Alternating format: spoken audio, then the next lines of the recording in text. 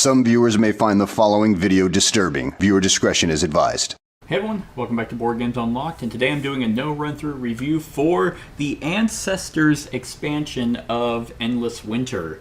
Now this is one of the bigger expansions that came with the game. If you haven't seen it, you should go watch my review over all the smaller modules, because I kind of just cover all the ones that come in the base game and such. But this is one of the bigger expansions. There's this one, then there's Rivers and Rafts, and then there's Cave Paintings. So also, I would also recommend that you go check out my original discussion of the multiplayer, and kind of listen to what we were thinking of that, because one of the major complaints that we had of base Endless Winter is fixed with this expansion. So what the Ancestors expansion brings in, it brings in new tribe cards, it brings in new animal cards, and it brings in new culture cards, and it brings in new chief cards. So basically, this is the variety expansion, and I think that it's fantastic. There is not a single thing in this expansion that I dislike. I would actually think that if you were to get any expansion for this game, this should be the one that you're going to get, because it's going to add so much longevity to Endless Winter. And it's actually really amazing, because if you were to play just Endless Winter, like base game, you'd be like, okay, yeah, like this is, for the most part, most people would be like, yeah, this isn't bad. But then you would just be kind of like, all right, well, that's pretty much it.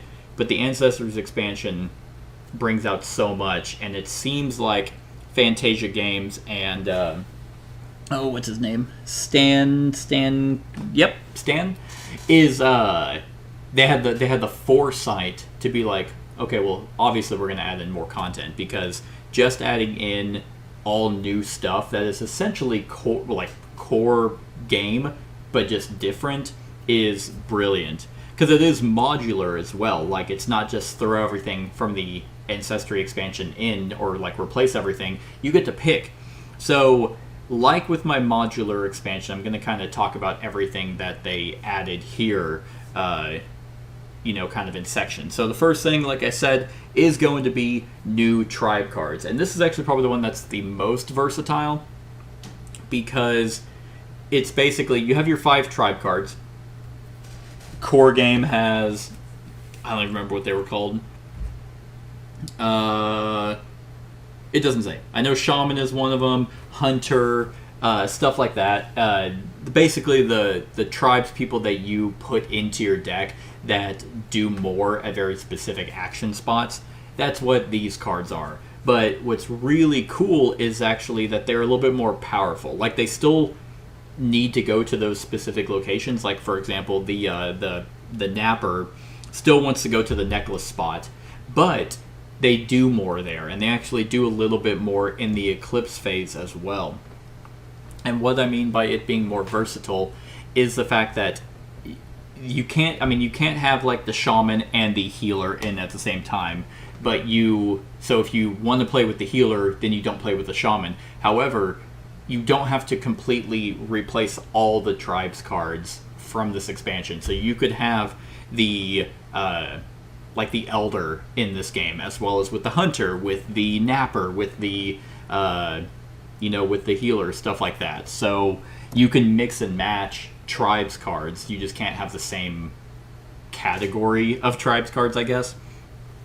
But I think that that's really neat, because, for example, the Storyteller here, it gives you a labor, because in the other ones this is kind of if they go there they give you an extra labor. But in this case, the Storyteller, if you go to the recruit area, you could spend a labor to then get a card, and it gives you a labor. So if they actually pair really well with just regular tribesmen.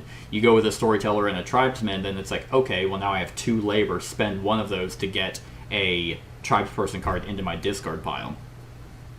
And then I still have a labor to do the actual core action. I just really like that. It seems a lot of the modulars and expansions enhance or pair really well with certain actions just to make them stronger.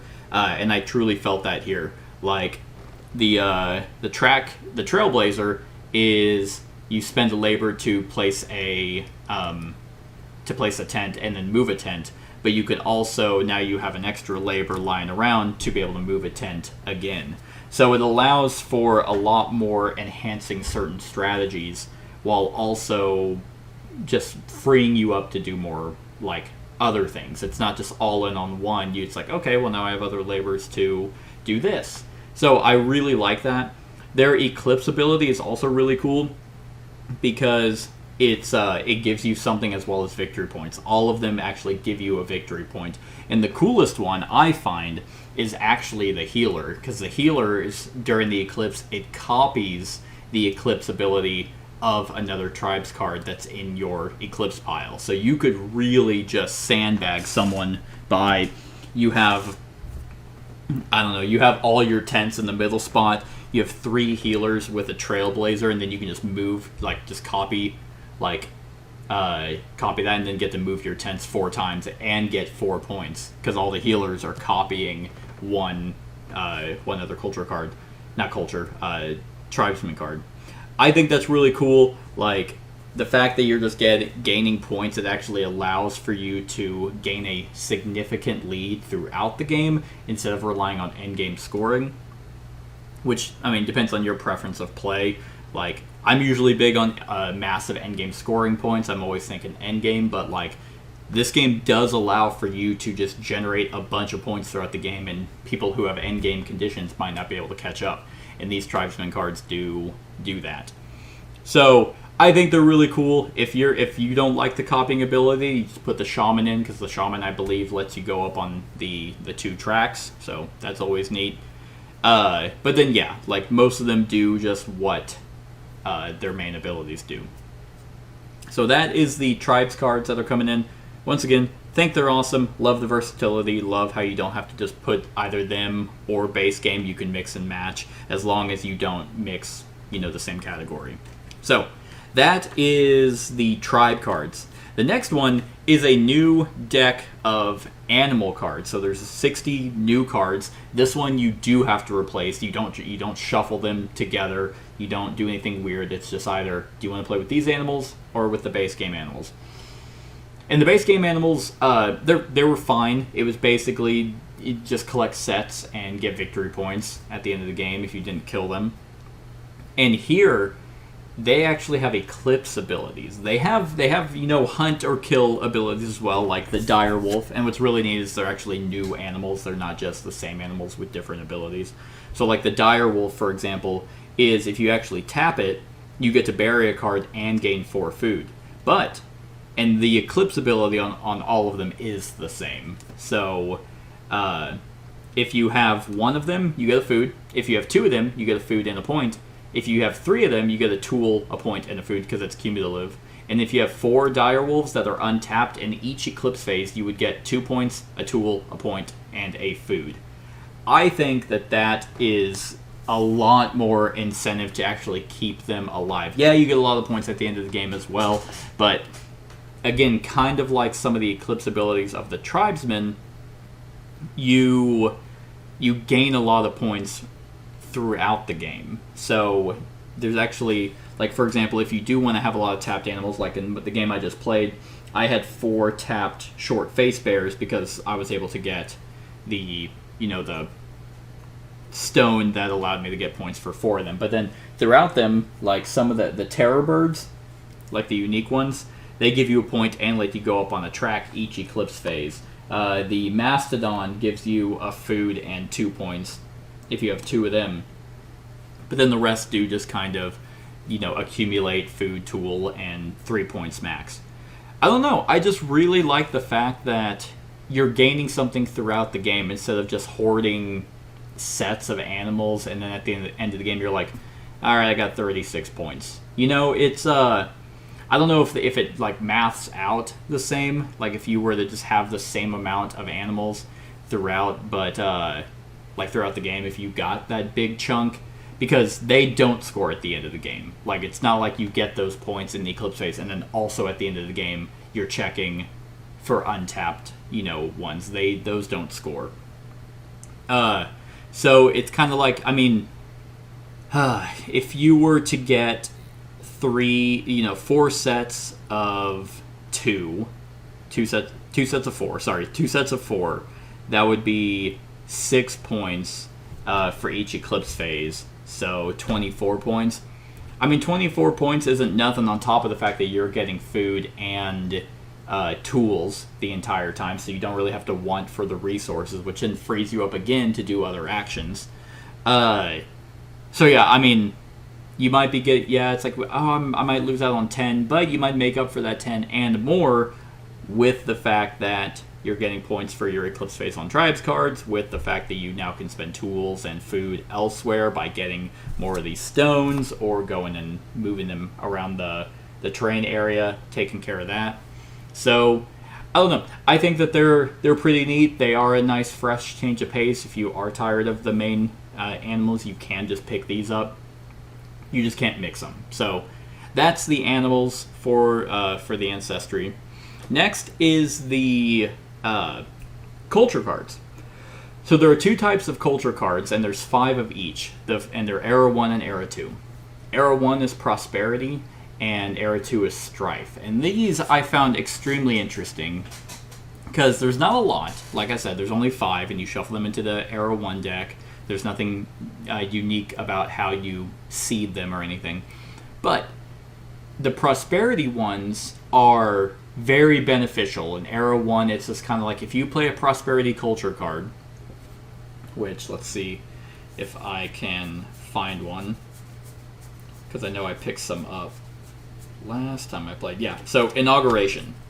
Inauguration, one that's worth 2 points, but Inauguration is, hey, get 2 Tribes cards and put them in your discard pile. But the Prosperity means everyone else who's playing can also gain a benefit. Not the same benefit, it's a weaker one. In this case, it's everyone else can gain 1 Tribes card in their discard pile. And I find that extremely fascinating, because you're thinking of... It allows you to kind of think about what culture cards are out there. Do I really want to get 2... Do I want to get 2 Tribesman cards? But it is also 2 points. But do I want to allow my teammates to also get 1? Because there's no penalty, they don't have to give you anything. It's just, yep, that's just what they can do if you choose to do that. Some of them are insanely good. Like, there was one, where was it? I think it was Spearfishing. Where are you? Yep, Spearfishing. 8 food, but everyone else gets 4.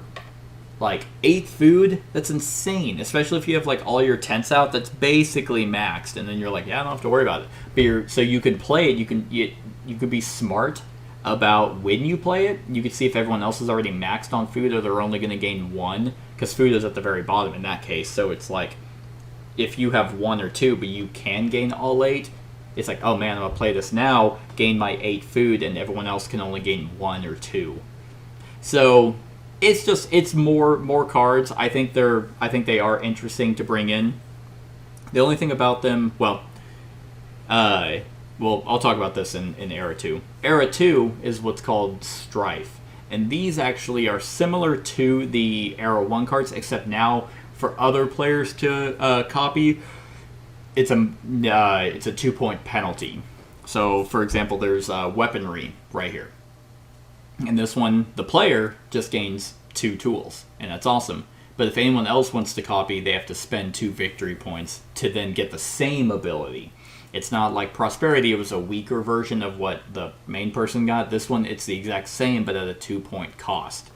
So, it depends on kind of like your play style. If you don't mind letting your opponents do something, then I think these are going to be great for you. If it's a bigger deal, and you don't have to play with both. You could just play with one, you can play with the other, depending on what kind of game you're wanting. If you just want to play with the Strife cards and throw them in Era 2, then so be it, because now you're gaining something, but then you're making your opponents choose, well, do I really want 2 tools right now at the cost of 2 points?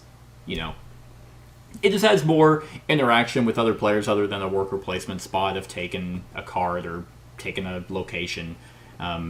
While I do believe this has a lot of light competitiveness, it's not as cutthroat. This just adds another layer of thought of the culture cards that you're going to want to take. So, and again, I like the fact that you can add one or the other, or both. The one thing I was going to say that I don't like about them, and this pertains only to the solo variant, is that the AI will take the benefit of the prosperity cards, just like a human player would. It will also do that for the strife. And I found that I didn't do it because I felt it would just be you're gaming the system, because it's like, if it's going to take a -2 victory points, you could take those just to be like, oh, okay, like right now it doesn't need 2 tools. It's maxed out on food, so it can't get that. So I'm just playing this or it's not maxed out on food. So I'm just playing this just to make it lose 2 victory points to gain 2 food or something. I just didn't like that as a mechanism. Could be good if you're getting your ass handed to you by the AI, but so far I've been able to beat it. So I just didn't want to sit here and be like, I'm going to take this and play it just so I make it lose 2 points. It was just kind of eh. So, yeah. So there's that. Those are the new Strife and Prosperity cards. Again, not a lot. It's not like it's replacing Era 1 cards or Era 2 cards and everyone's just gaining everything or everyone's losing points for stuff. They're just there. And I like that they'll most likely show up. Like, even not all of them, but some of them will. And it'll cause people to kind of think of which ones they want to take. And more culture cards, I think, is always good. So that's that. Then the last one is the new Chiefs. So the Chiefs are a little bit interesting. They're, thank God, the same art and the same model as the base game. But they are a little bit more versatile. I do like these Chiefs a little bit better than like the main one, because the main one was just, oh, if you go here, gain a tool, or if you go here, gain a food. Like, that was pretty much it. And like this one, Chief Chiselstone is, and like this one isn't tied to any particular location. So if you just go somewhere with your chief, then you can do its ability. So this one was discard 2 cards to take a culture card, and the other side was a tool and a food to take a culture card. I don't feel like getting the other ones, but just know, like, actually I can look at them at least from here. So one of them is for placing a monolith. So discard 2 cards to place a monolith. Most likely it's going to be a food and a tool to place a monolith. The other one is dropping a tent and moving it twice. The other one is flipping an animal and taking an animal. The other one is getting a tribesman card, and then the other one is getting a culture card. I cannot remember. Yes. You are not allowed to mix the chiefs. So if you're going to play with this expansion's chiefs, you have to choose from those 5. Or if you're going to use base game, have to choose from those 5. You can't mix them. You can't have someone with Chief Chiselstone for this expansion, and then I don't remember any of their other names, but then this guy with the wolf, you can't have him from the base game, which makes sense. They probably wouldn't be balanced in any way. So, but I like these. I like the fact that it's, hey, okay, do I want to go culture card heavy, or at least get a benefit for like an easier way to get them, or do I want the other one that just makes it easier to get food or tools? Overall, I think this expansion just enhances the entire game. Endless Winter by itself as a base game, I felt that the longevity wasn't going to be there, but this expansion alone just adds so much more to that. On top of the modules, like, there's just, I mean, without even talking about the cave paintings or the rivers and rafts, there's just so much content for the modules and the Ancestors expansion. Like, you could have the wolves with the new animals, with a few of the new tribes, with prosperity, with the glaciers. Like, you can just mess this game up all the hell to have a completely unique experience every time you play. So I'm blown away. I think this Ancestors expansion is awesome. It's not like super like, wow, this changes the game completely. It's still Endless Winter. It doesn't really, but it adds a variety. So if you really like the game, then I think this expansion is going to make you like it even more, or solidify it as like a staple in your collection, versus like some other expansions that just might be like, oh, this is really neat, and then you never touch it again, you know? So overall, I'm going to give the Ancestors expansion a 8 out of 10. I think it's great. It really just enhances the game. So yeah, that's my thoughts on Ancestors. Let me know what you think of the expansion in the comments below. Other than that, like, comment, share, and subscribe, and have a wonderful whatever time of day it is for you. Hey everyone, thank you for watching, and I really hope that you enjoyed the video. If you would like to see more of my content, go ahead and click that subscribe button and the bell to be notified whenever I upload any new content. If you feel like supporting the channel, you can go ahead and click that Patreon link to be taken to my Patreon, and any help is truly appreciated. Other than that, stick around for any other run-throughs or reviews or cool top 10s or whatever I feel like putting on. Other than that, like, comment, share, and subscribe, and have a wonderful whatever time of day it is for you.